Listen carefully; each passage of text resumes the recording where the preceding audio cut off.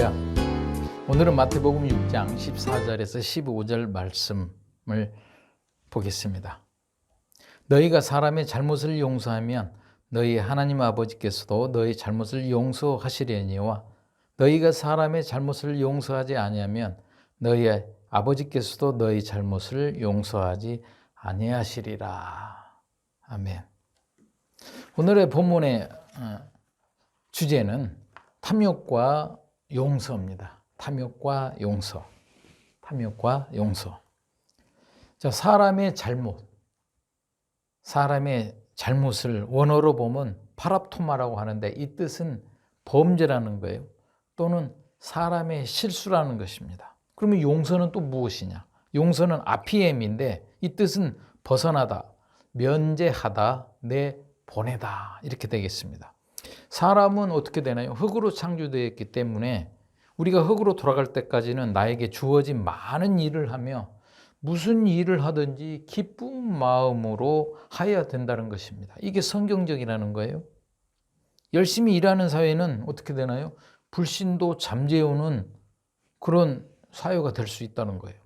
골로새서 3장 23절 말씀에 무슨 일을 하든지 진심으로 다하며 주께 하듯 하고 사람에게 하듯 하지 말라 이렇게 말씀하셨습니다. 우리가 건성으로 하지 않고 진심으로 일을 한다면 서로 싸우는 일은 줄어들지 아니할까 한다는 것이죠. 이렇게 열심히 일하는 사회에서 인정을 받는 것이 올바른 것이지 않습니까? 그러나 일하지 않고 부를 취하려고 한다면 부작용이 일어나며 하나님의 창조 질서의 매뉴얼에도 오류가 난다는 것입니다. 분명 사람은 진심으로 일을 해야 하는 거예요. 진심으로. 건성으로 하지 말라는 것이죠. 그래서 직업도 잘 우리가 선택해야 되고 또 너무 많은 폭리를 얻는다거나 속이거나 거짓으로 하는 일은 우리가 삼가해야 된다. 이런 뜻이 되겠습니다. 창세기 3장 19절 말씀에 내가 흙으로 돌아갈 때까지 얼굴에 땀을 흘려야 먹을 것을 먹으리니 내가 그것에서 취함을 입었음이라. 너는 흙이니 흙으로 돌아갈 것이니라 하시니라. 열심히 일하는 가운데 보람을 맛보게 되는 것처럼 하지만 이것이 무너지고 이익만을 추구한다면 우리 본래의 마음이 어떻게 되나요? 악해진다는 거예요. 악해지는 거. 하나님의 본성이 사라지게 되면 하나님을 믿어도 그 마음이 악해진다는 거예요. 자, 첫 번째로 탐욕을 버리는 자세입니다. 탐욕을 버리는 자세. 자, 모든 창조물이 식물이든 동물이든 사람이든 각각 다른 유전자에 있으며 사람은 동물과 전혀 다른 DNA를 가지고 있습니다. 이것은 철저한 하나님의 매뉴얼 속에 있기 때문에 사람이 생물학적으로 동물이다 하는 것은 바람직하지 않는 거예요. 많은 학자들은 사람도 동물이다 이렇게 말씀하고 있는데 그건 전혀 맞지 않다는 것이죠. 그건 성경을 몰라서 그런 거예요. 하나님의 형상대로 창조된 이 영광스러운 형태를 가지고 있는데 어떻게 동물이라고 말할 수 있겠습니까? 동물은 인간의 지배를 받아 사람을 두려워하는 것이에요. 두려워서 동물이 사람에게 순종하는 것이에요. 점차 애완동물이 많아져서 반려란 단어가 유행하게 되는데 반려의 뜻은 친구가 되어서 동물한 뜻입니다. 사람과 사람으로서 반려의 뜻이 형성되는 것이지 어떻게 동물과 친구가 될 수 있겠습니까? 그건 반려란 뜻이 아니라는 것이죠. 동물을 나쁘게 해석하는 것이 아니라 반려의 핵심을 말하는 것입니다. 성경에서 말하듯 동물은 인간에게 복종하게 만들어졌습니다. 주인에게 순종하듯 명령 체계를 따르는 것인데 현대에 살면서 애완견과 밀접하게 되자 이 틈을 이용한 또 다른 새로운 직업이 만들어지지 않았습니까? 하나님보다 더 동물을 사랑하고 동물은 또 심지어는 장례식까지 치르는 그런 사회가 되었다는 것이 우리는 알 수가 있잖아요. 성경에서 말씀하듯 동물은 사람이 다스리게 창조되었기 때문에 과거에는 인간 삶에 도움을 주었습니다. 그러면 지금은 어떤 사회인가요? 현대는 그 이상으로 동물이 대접을 받는 사회로 바뀌었다는 것입니다. 다시 말하면 하나님을 섬기지 않고 동물을 기르며 만족한다는 거예요. 사람들이 동물 때문에 만족하게 산다는 거예요. 과연 그럴까요? 모두가 그런 건 아니지만 거리에서 동물을 위한 카페나 심지어 걸을 수 있는 동물을 안고 다니기 때문이라는 것이죠. 물론 그들도 할 말은 있습니다. 괴로워서요. 또는 예뻐서요. 또 정수에 도움이 되는 대화의 대상이 되기 때문이라고 이렇게 말을 하고 있습니다. 하지만 이것은 모두 사람에게서 나오는 무엇일까요? 유행어라는 것입니다. 유행어예요. 성경에서는 분명 동물을 다스리라고 있지 반려하는 기록은 없다는 것입니다. 창세기 1장 28절 말씀에 하나님이 그들에게 복을 주시며 하나님이 그들에게 이르시되 생육하고 번성하여 땅에 충만하라. 땅에 정복하라.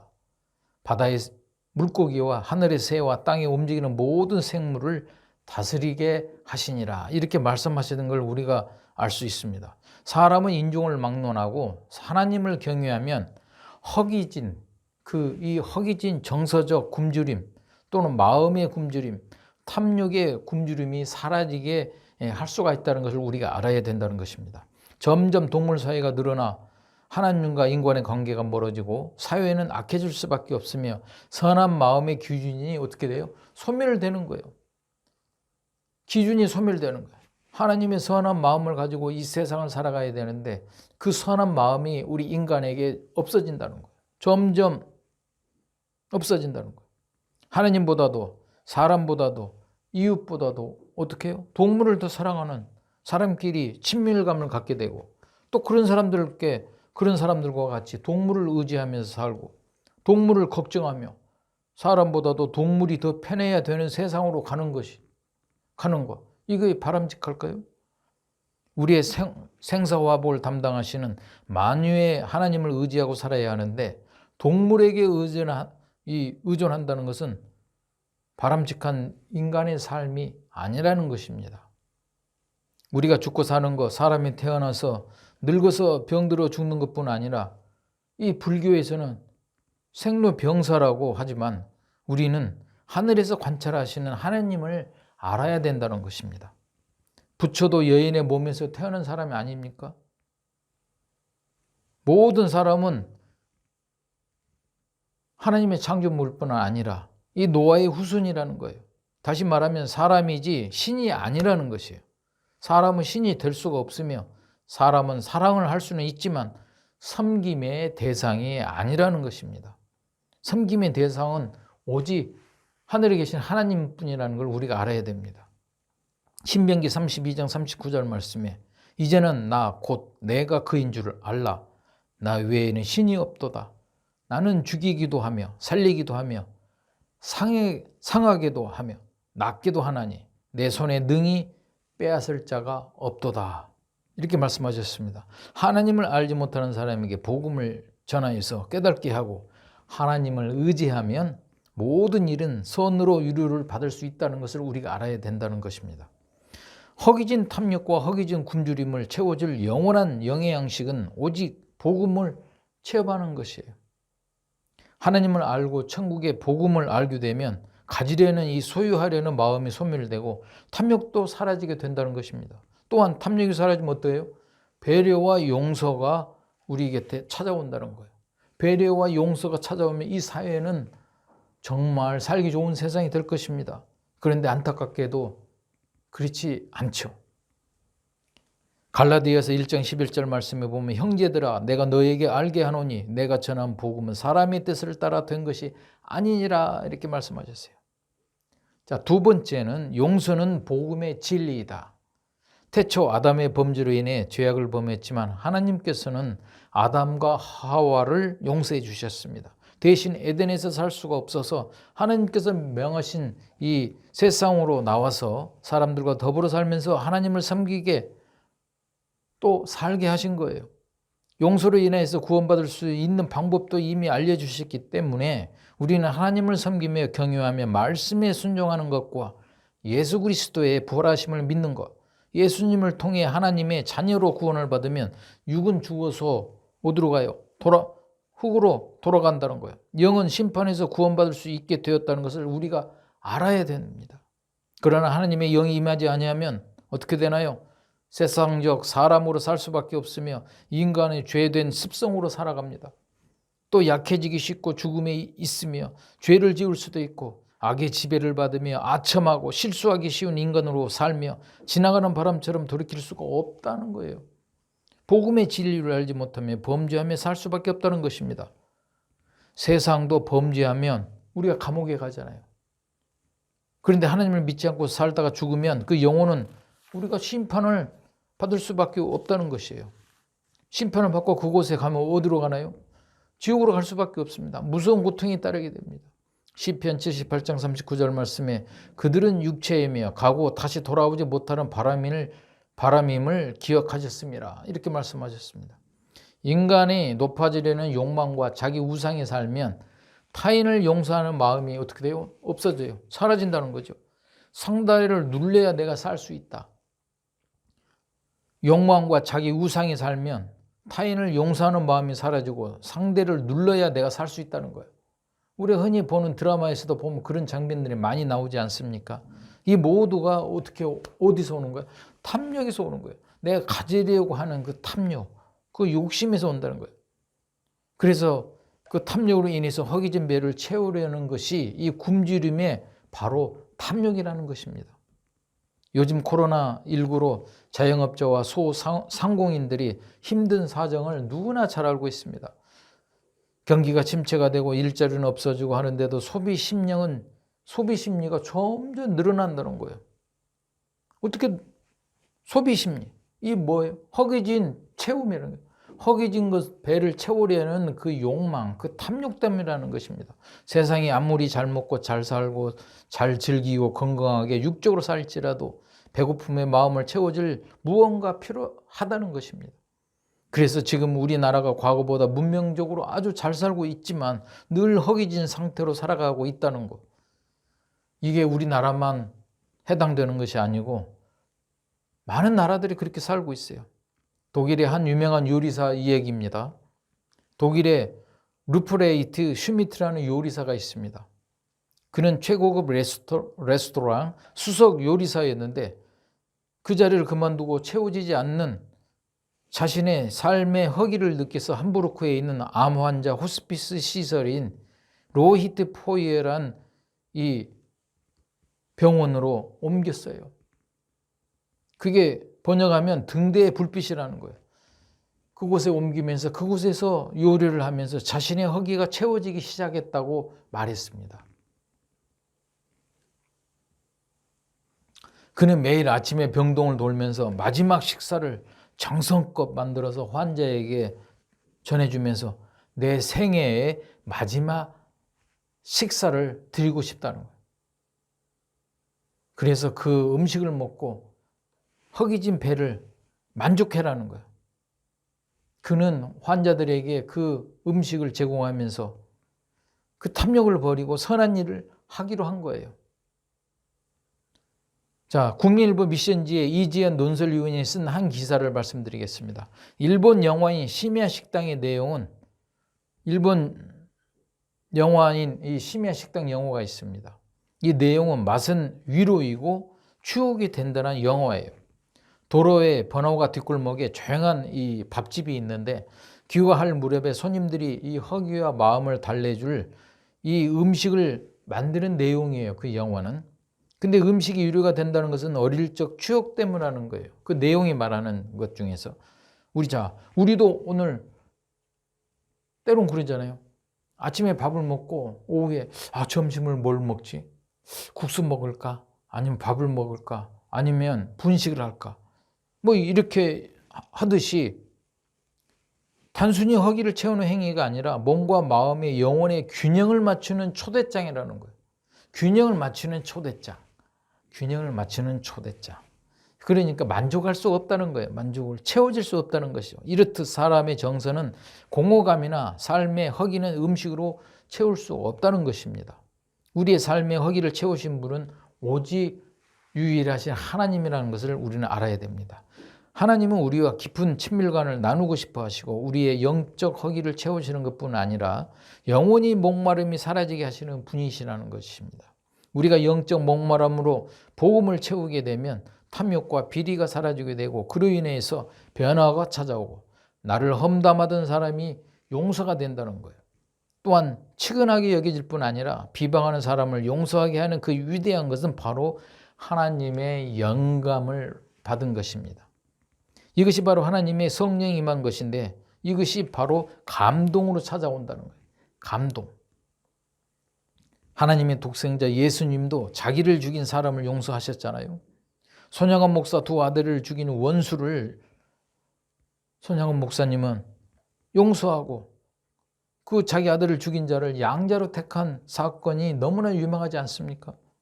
나를 미워하는 사람이나 나를 공경에 빠뜨린 사람을 용서하기란 쉬운 문제가 아닙니다.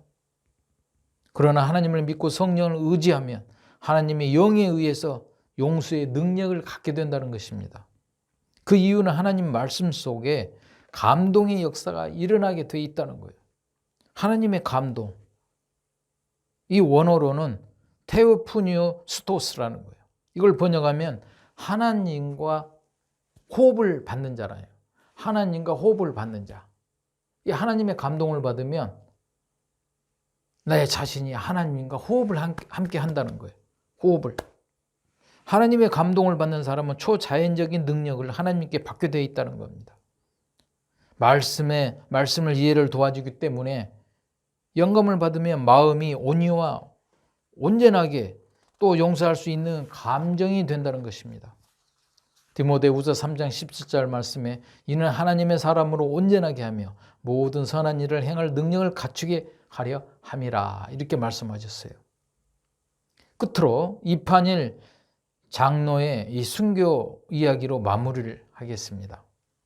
전남 신안 임자도 백산 솔바터에 지난 2017년 성결교회 총회에서 용서하라는 글을 새긴 이 기념비를 밭에다 세운 기사가 났습니다.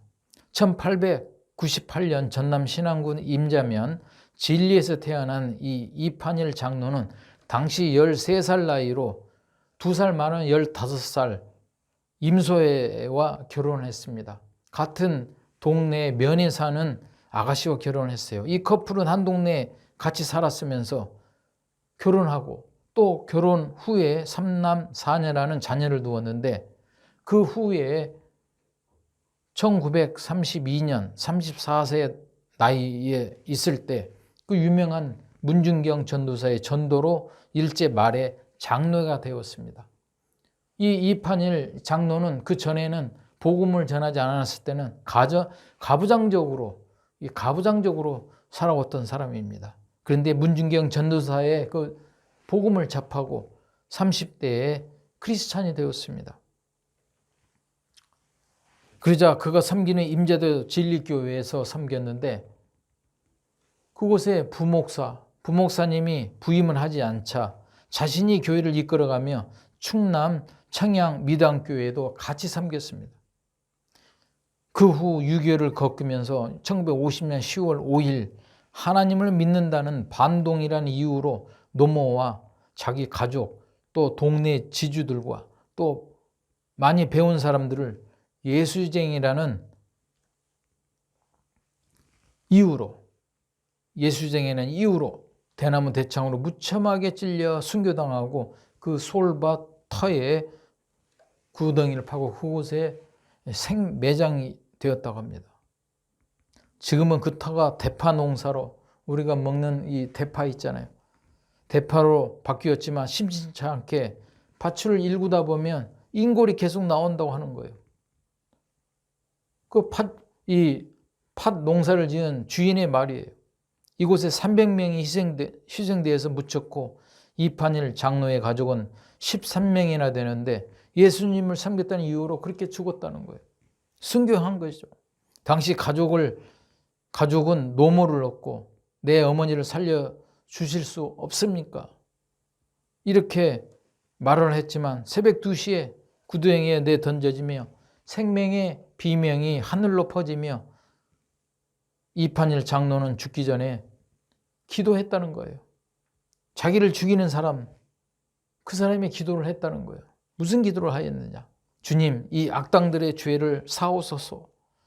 이 악당들의 죄를 사하소서, 용서해, 그들을 용서하는 기도를 했다는 거예요.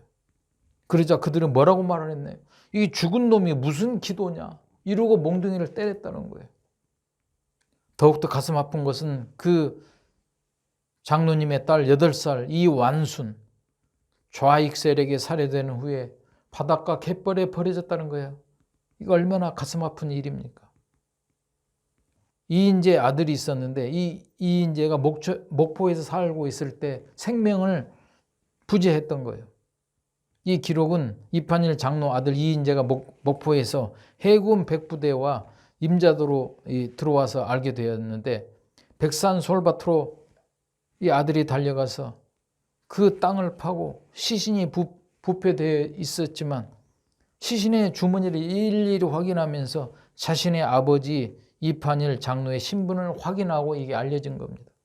그 아들 이인재는 목사가 되었고 임자도 대길이 교회를 개척하고 증도 증평리 교회와 목포 상락교회, 임자 진리교회 등의 교회에서 시무하고 2008년 국제사랑재단 제1회 원수사랑상을 수상하고 2009년에 소천하셨습니다. 6.25 때 선을 장악한 좌익 세력에 의해 살해된 992명의 유령비와 하나님의 순교자 48명과 또 그 중에 아무 이유도 모르고 죽은 그 이름이 박곰동, 노똥꼬, 김원통, 이삽섭이 이런 사람들이 추모비에 있다는 거예요.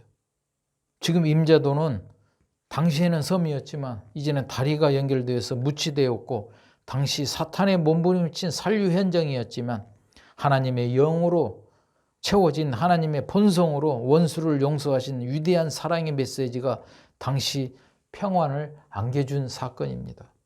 우리 주변에 하나님을 알지 못하고 이방인에게 우리는 사랑으로 다가가야 합니다. 이 용서하는 것, 이 사회를 용서하고 나를 공격하는 사람, 나를 비방하는 사람을 용서하고 그들과 함께 싸우면 안 되는 거예요. 그들을 용서하고 하면 하나님의 감동을 받고 또 하나님을 모르는 사람에게 복음을 전해서 그들이 성령의 충만함을 받으면 이 사회에는 탐욕이 사라지고 배려와 용서가 오게 되는 따뜻한 세상이 될 수 있다는 것을 우리는 알아야 됩니다. 전쟁과 같은 요즘 코로나로 인해서 세상은 용서가 사라지고 있지만 하나님의 용서함과 우리에게 주시는 이 시대의 하나님의 메시지를 우리가 바로 알아야 됩니다.